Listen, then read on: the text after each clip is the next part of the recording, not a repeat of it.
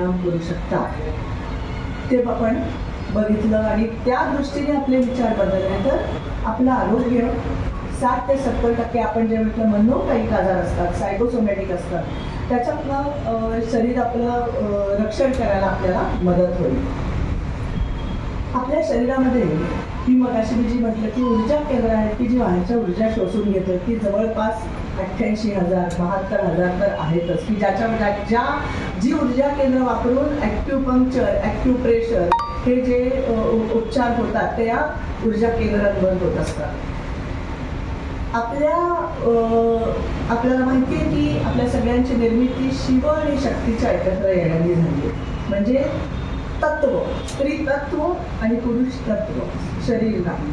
त्यातलं जे स्त्री तत्व आहे ज्याला आपण शक्ती असं म्हणतो ते आपल्या शरीरातलं ही शक्ती जी आहे